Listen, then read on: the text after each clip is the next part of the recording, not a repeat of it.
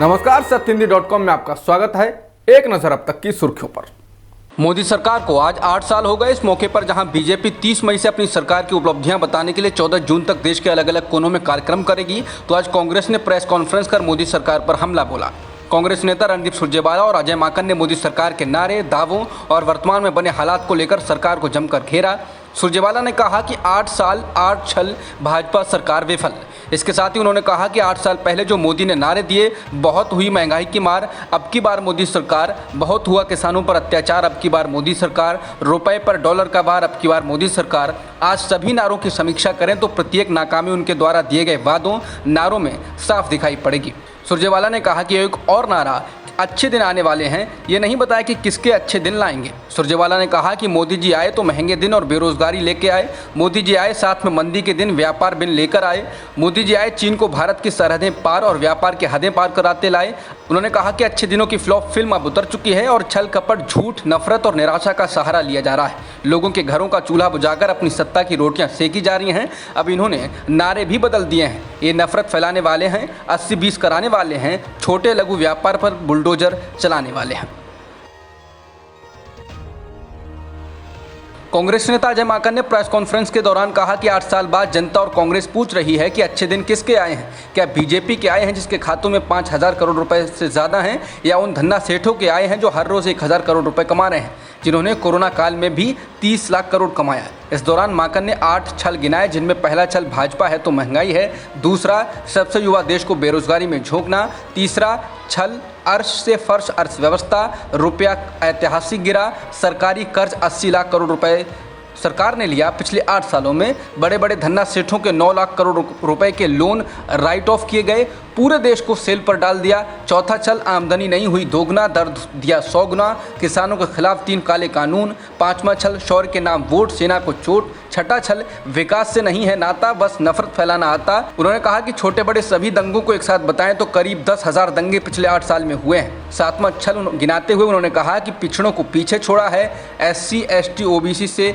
नाता तोड़ा है। और 8वां छल गिनाते हुए उन्होंने कहा कि राष्ट्रीय सुरक्षा पर मोदी सरकार ने आंखें बंद कर ली हैं। चीन और सीमा के हालातों का उन्होंने हवाला दिया। राज्यसभा चुनाव के लिए राष्ट्रीय लोकदल के प्रमुख जयंत चौधरी समाजवादी पार्टी और राष्ट्रीय लोकदल के संयुक्त उम्मीदवार होंगे। इस बात का ऐलान गुरुवार को समाजवादी पार्टी की ओर से किया गया। बता दें कि बुधवार को ही कांग्रेस के नेता रहे कपिल सिब्बल ने राज्यसभा चुनाव के लिए निर्दलीय प्रत्याशी के तौर पर अपना पर्चा दाखिल किया था। उन्हें समाजवादी पार्टी ने समर्थन दिया है। उत्तर प्रदेश के विधानसभा चुनाव में सपा प्रमुख अखिलेश यादव ने महागठबंधन बनाया था। इस महागठबंधन में राष्ट्रीय लोकदल, सुहेलदेव भारतीय समाज पार्टी, महान दल सहित कुछ और राज्य स्तरीय दल शामिल थे।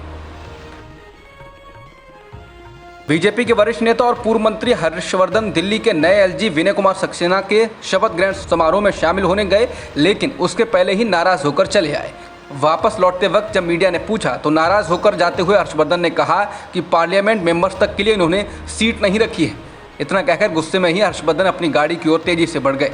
शपथ ग्रहण में अरविंद केजरीवाल भी मौजूद रहे। बता दें, अनिल बैजल के पिछले हफ्ते पद से इस्तीफा देने के बाद 23 मई को खादी और ग्रामोद्योग कमीशन के चेयरमैन रहे विनय सक्सेना को इस पद के लिए चुना गया था।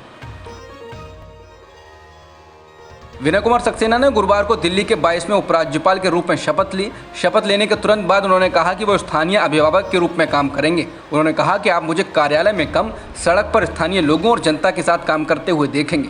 इस बीच दिल्ली के मुख्यमंत्री अरविंद केजरीवाल ने कहा कि हम मिलकर काम करेंगे और जनता के विकास और कल्याण के लिए LG विनय कुमार सक्सेना को अपना पूरा समर्थन देंगे।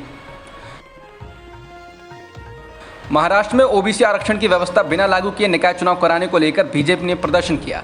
इस प्रदर्शन के दौरान महाराष्ट्र बीजेपी अध्यक्ष चंद्रकांत पाटिल द्वारा NCP सांसद सुप्रिया सुले पर की गई टिप्पणी पर आपत्ति जताई जा रही है। बीजेपी प्रदेश अध्यक्ष ने सुप्रिया सुले के बयान को लेकर टिप्पणी करते हुए कहा था कि उन्हें राजनीति छोड़ देनी चाहिए और किचन में जाना चाहिए। उन्होंने कहा कि अब आपके घर जाने का समय आ गया है।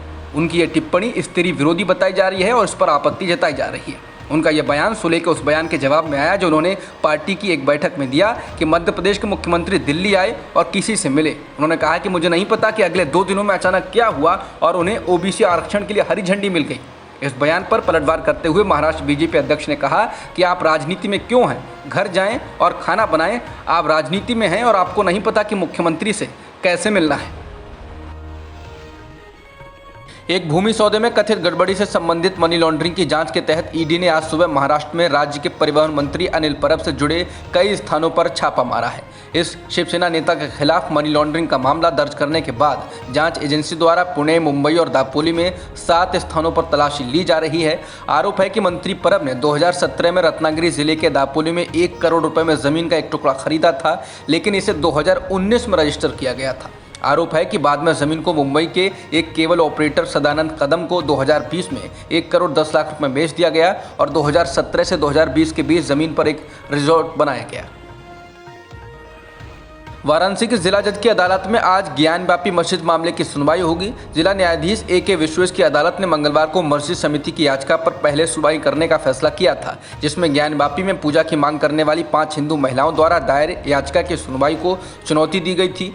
इसके साथ ही जिला न्यायाधीश ने दोनों पक्षों को 1 सप्ताह के भीतर मस्जिद परिसर के अंदर की गई फिल्मिंग की रिपोर्ट पर आपत्ति दर्ज कराने का भी निर्देश दिया था। बता दें, मस्जिद समिति का कहना है कि मस्जिद में फिल्मांकन 1991 के एक कानून का उल्लंघन है जो देश में किसी भी पूजा स्थल के चरित्र को बदलने से रोकता है। जम्मू कश्मीर के बडगाम में एक टीवी आर्टिस्ट महिला अमरीन भट्ट की आतंकवादियों ने हत्या कर दी। अमरीन के 10 साल के भांजे के भी गोली लगी है। पुलिस के मुताबिक हमला लश्कर-ए-तैयबा के आतंकवादियों ने किया था। कश्मीर जोन पुलिस ने कहा कि शाम करीब 8 बजे आतंकवादियों ने अमरीन भट्ट को उनके घर पर गोली मार दी। उन्हें घायल हालत में अस्पताल ले जाया गया, जहां डॉक्टरों ने उन्हें मृत घोषित कर दिया। जम्मू कश्मीर के पूर्व मुख्यमंत्री और नेशनल कॉन्फ्रेंस के नेता उमर अब्दुल्ला ने हत्या पर शोक जताया और कहा कि इस तरह के हमले किसी भी तरह जायज़ नहीं ठहराए जा सकते। पीटीआई के कार्यकर्ताओं के हुजूम के साथ इस्लामाबाद पहुंचे पाकिस्तान के पूर्व प्रधानमंत्री इमरान खान ने शहबाज शरीफ सरकार को चेताया है। इमरान खान ने आज़ादी मार्च के दौरान गुरुवार को इस्लामाबाद में कार्यकर्ताओं को संबोधित करते हुए कहा कि वो सरकार को 6 दिन का वक्त देते हैं। इमरान ने कहा कि अगर 6 दिन के अंदर चुनाव का ऐलान नहीं किया गया तो वो फिर से पीटीआई के कार्यकर्ताओं और आम लोगों के साथ इस्लामाबाद आएंगे। उन्होंने संसद को भंग करने की भी मांग की। इमरान ने कहा कि शहबाज शरीफ सरकार नहीं चला पा रहे हैं और हुकूमत अपने नेताओं पर लगे भ्रष्टाचार के मुकदमों को हटाने का काम कर रही है। उन्होंने कहा कि अगर 6 दिन के अंदर चुनाव का ऐलान नहीं हुआ तो वो 20 लाख लोगों को लेकर इस्लामाबाद पहुंचेंगे। हालात को देखते हुए इस्लामाबाद के रेड जोन में रेंजर्स के साथ ही सेना को भी तैनात कर दिया गया। सेना को जिन सरकारी भवनों की सुरक्षा के लिए लगाया गया उनमें सुप्रीम कोर्ट, संसद भवन, प्रधानमंत्री भवन, प्रेसिडेंसी, पाकिस्तान सचिवालय और राजनयिक एन्क्लेव शामिल हैं। अब तक की खबरों में इतना ही। बाकी खबरों के लिए बने रहिए सत्यहिंदी.com के साथ।